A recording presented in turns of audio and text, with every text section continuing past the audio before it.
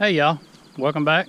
I'm out here today doing a little bit of spraying, touch-up spraying, and checking over some crops. This week we got about 1.5 inches of rain. Everywhere around us has been getting a ton of rain. We have not been getting all that much, but the rain has really been a big help. It has nearly doubled the size of everything. It's the 28th of May, and if you look right here, I believe this is our last leaf that's going to come out of this corn right here. We're getting ready. There may even be, yep, check this out. This is our first planting of sweet corn that we did early. Look at them tassels fixing to poke out. 28th of May. The key to farming for retail is you got to be early to the market. There's no two ways about it. If you can still move product later, but you're going to grab those customers first, and once customers start coming to you, they're going to keep coming to you for the duration of the season. So being early is one of the keys to success in the type of farming that we do. Our sugar snaps really plumped up after that rain. The problem for us, we're blessed with some very sandy soil, which is great for growing produce. It's great for laying plastic.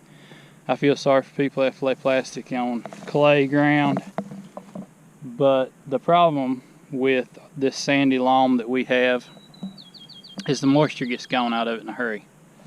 And the analogy that I've always used, and I probably said it on here before, think a brand new sponge. You know, when you go to the grocery store and you buy a brand new sponge and it's like the size of a sheet of paper, and it seems like it'll hold a quart of water to get it plumped up before it's saturated. Well, when we are watering with this drip irrigation under plastic, and the ground, we're in a drought and the ground's just super dry, it's like trying to wet a brand new sponge with a medicine dropper. It's like you can't ever get it done. So when it does come a shower, I mean, it's less than ideal for our strawberries. We lost some shelf life. Thankfully we didn't lose any berries this week. And it does cause disease issues, but we're very thankful when it rains. But it has really made a difference. The temperature is getting right too, but you can see the difference. This was the I'm nervous it's gonna freeze and kill it planting. This was the first planting of let's get this done so we can get a jump on the market. And thankfully hopefully this don't freeze and die planting is looking awesome. I planted this maybe the end of March. I'd have to look at my book, which is super early for us. The normal time to plant corn around here is the 12th to the 20th of April is like the perfect dates for corn planting. But I'll show you another little fun thing here. So we got 4 succession plantings of sweet corn here all together, but it's actually going to be 5 pickings, and I'll show you why. Look closely at what this sweet corn looks like. It was planted on the exact same day as this sweet corn. That's the difference between white and black plastic. And yes, this is a single row I ran out of seed, but huge difference in white and black plastic. That's the amount of effect that it has on the soil temperature. So it's a pretty huge deal. We've got a second planting of squash and zucchini, cucumbers coming along. Cucumber beetles have absolutely given us a fit over here this year. I think because I'm just now getting this sprayed down, that was part of the problem. I actually wiped this last week with a weed wiper, and it's done a pretty good job. All of this stuff here has been sprayed right after I planted, but this is more sweet corn, and after that rain it should be getting ready to poke through. It's not going to be in quite as big a hurry because it's on this white plastic again, but I'll take you over here and show you our tomatoes.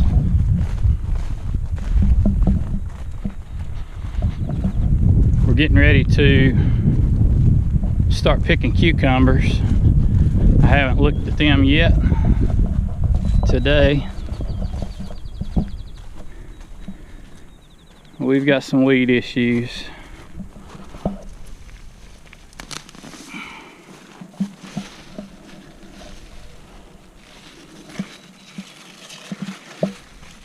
So you can see the little tiny fuzzy cucumbers coming along. It won't be long and we'll have cucumbers running out our ears. 500 foot of them here. Double road. That doesn't seem like a whole lot, but we do succession plantings and we really try hard not to get overrun with stuff and throw stuff away. It's very discouraging when you've got too much of something.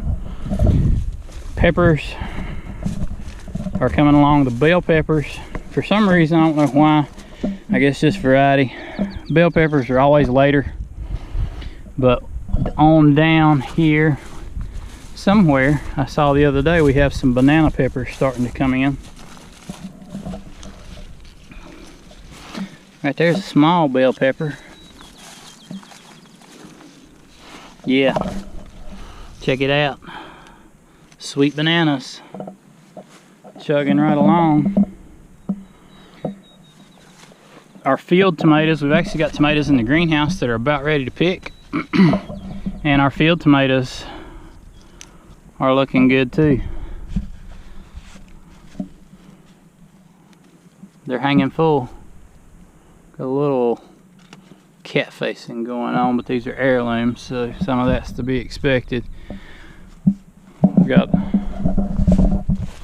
like 100 feet of heirlooms here, and then we get into our red rounds. Got a bunch of broccoli over there we're fixing to pick and ship on Monday.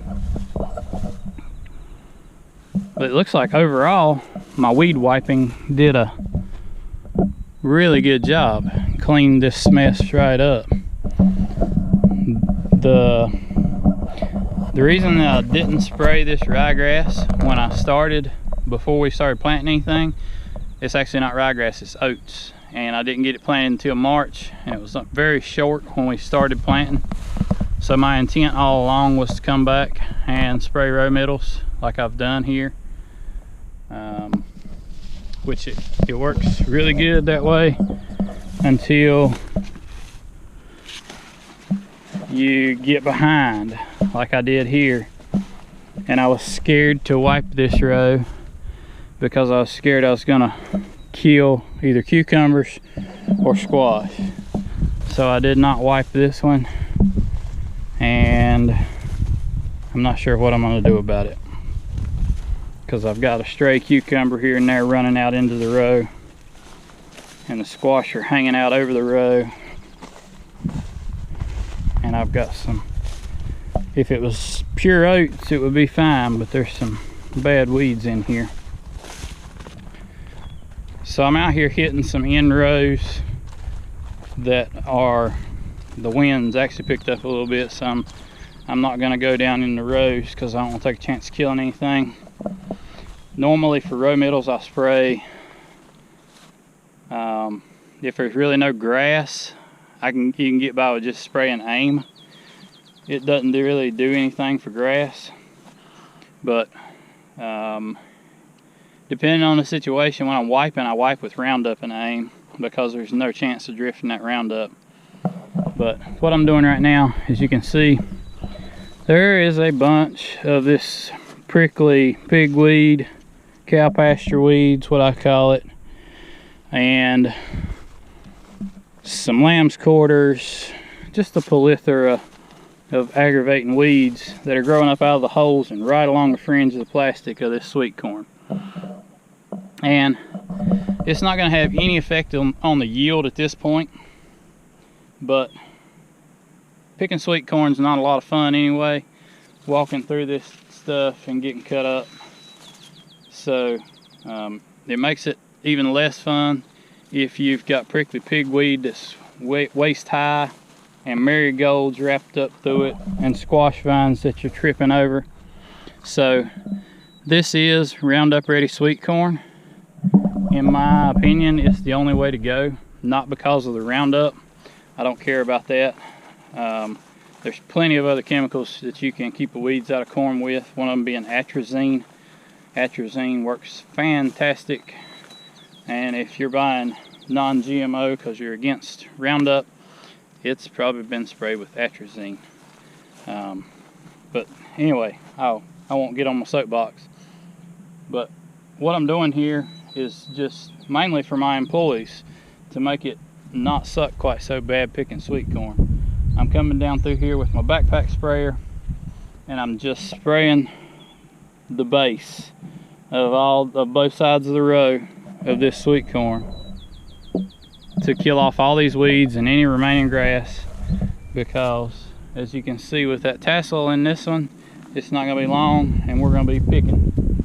So just cleaning up the bases of these rows so that it's a little bit more enjoyable to pick. And also, when this crop is done, we'll probably be coming back with some more green beans or some squash, and we need it to be clean and not have pigweed head high. So that's what I'm doing here. The reason I said that the Roundup Ready sweet corn is the only way to go is because of the BT trait. This is the sweet corn that I plant. I'm not going to tell you the variety, but it's a bicolor, and it has a stack trait. It's Liberty Link, Roundup, and it's got a couple of insect traits, and I can't remember the names of them. But with Roundup Ready sweet corn or GMO sweet corn, you can get by spraying a whole lot less than if you're trying to grow peaches and cream or Silver Queen or Silver King.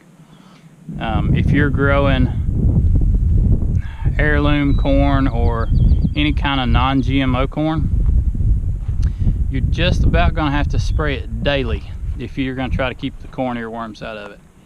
People have a fit about corn earworms. You just about can't give corn away if people are finding earworms in it. So with the GMO sweet corn, I try not to spray a lot of insecticides. I don't like them. I don't like to kill the beneficials, and I'd like to live as long as possible too. Fungicides don't bother me that much, but I'm really not a fan of spraying insecticides. So with this GMO sweet corn, I'll spray it once, maybe twice a week, depending on the pressure that I'm seeing. And I've always had really good success doing it that way. I know for a fact if you do not have BT sweet corn, you will be spraying it daily, trying to keep the earworms out of it. So that's just my 2 cents on that. Just thought I'd give y'all a little update, and I appreciate you guys watching. I'll see you next time.